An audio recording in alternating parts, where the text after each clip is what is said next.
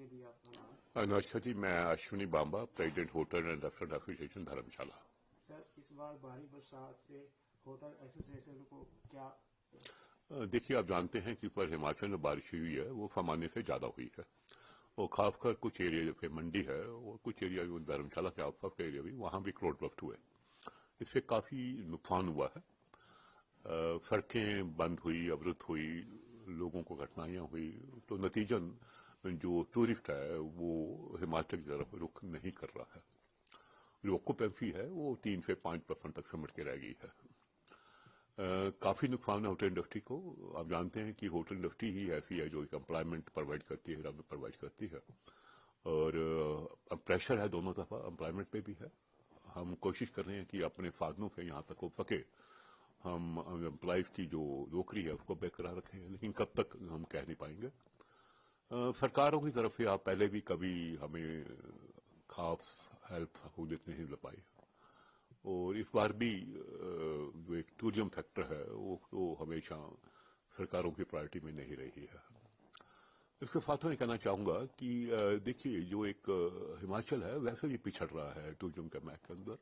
हमारी जो एक डिजिटल मार्केटिंग है, मार्केटिंग एफर्ट है, वो कम है। होटल एसोसिएशन पर पहल की है। आप जानते हैं कि टीटीएफ कलकत्ता, अहमदाबाद एक बहुत बड़े इवेंट्स होते हैं टूरिज्म टेल के, जहां पूरे वर्ल्ड के, पूरे इंडिया के जो एजेंट्स हैं, ट्रैवल पार्टनर्स हैं, होटल पार्टनर करते हैं। इस बार किसी कारणों से हिमाचल गवर्नमेंट ने पार्टनर नहीं किया। होटल रेस्टोरेंट एसोसिएशन इस बार पहल किया, इनिशिएटिव लिया है।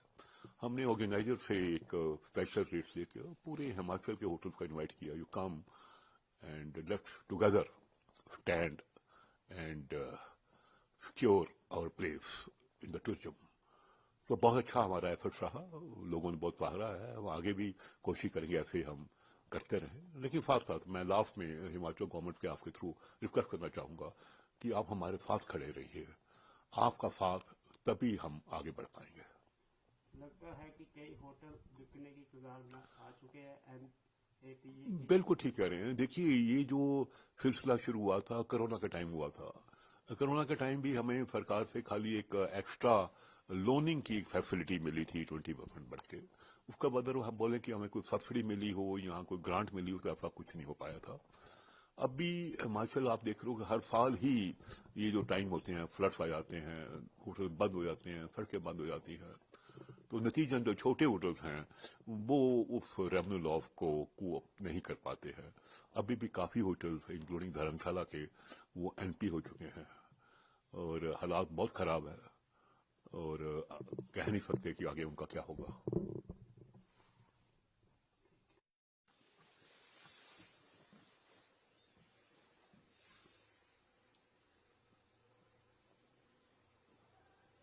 काफी झेलना पड़ रहा है। हाँ, लेकिन मुझे लगता है कि 3-4 दिन अभी ये बरसातें कंटिन्यू रहेंगी, मौसम खराब रहेगा। तो नेचुरली पता कि छुट्टियां आज तो नहीं है। जी जी। छुट्टियां है नहीं है, लोग क्यों आएंगे, लोग आते हैं, लोग वो फर्क पड़ता ही है इन चीजों का। देखो, उम्मीद है 15 अगस्त जी जी। लॉन्ग वीकेंड है, वहां कुछ आएगा, तभी कुछ हो पाएगा। तो वैसे मुश्किल है। हिमाचल में वहां है ही नहीं है, वहां फूका पड़ा हुआ है। पंजाब की एरिया में फूका पड़ रहा है कई एरिया के अंदर, जीरी नहीं लगा पा रहे हैं। और यहाँ देखो चेंज हो गया मौसम।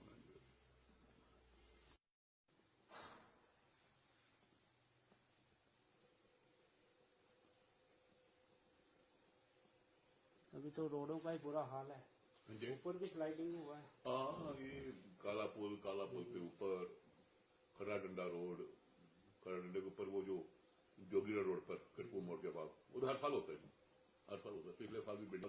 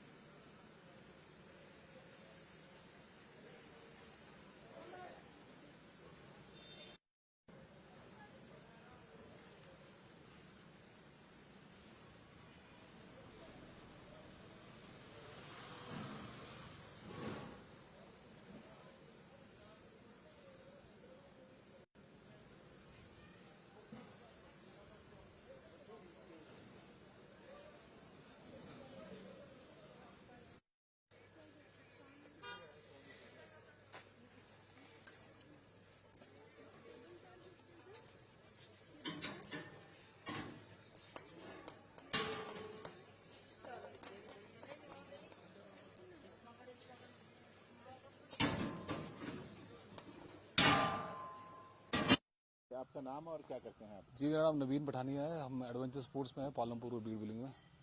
नवीन जी, इस बार मानसून का क्या इफेक्ट रहा है, क्या असर पड़ा है खासकर टूरिज्म इंडस्ट्री से जुड़े लोगों पर?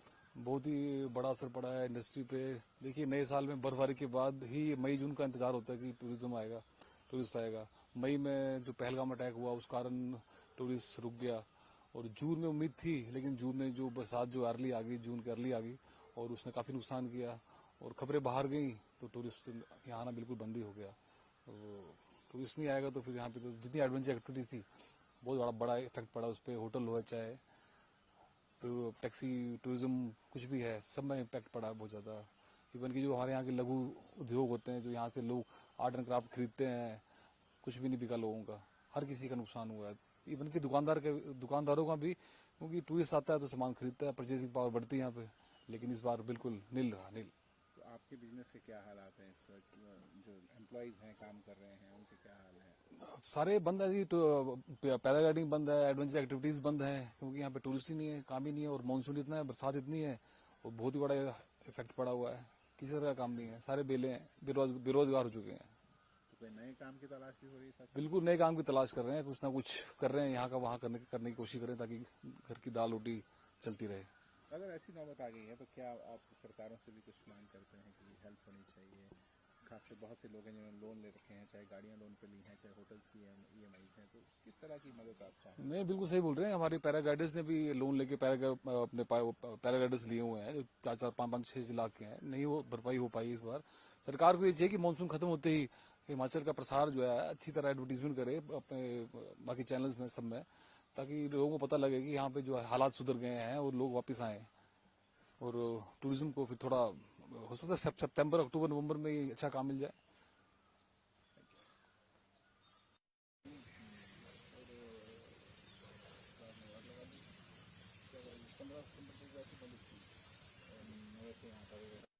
उम्मीद करते हैं कि पूरा अक्टूबर, नवंबर, दिसंबर लंबा टाइम जाएगा, फॉल पुलिस अच्छा निकल जाएगा।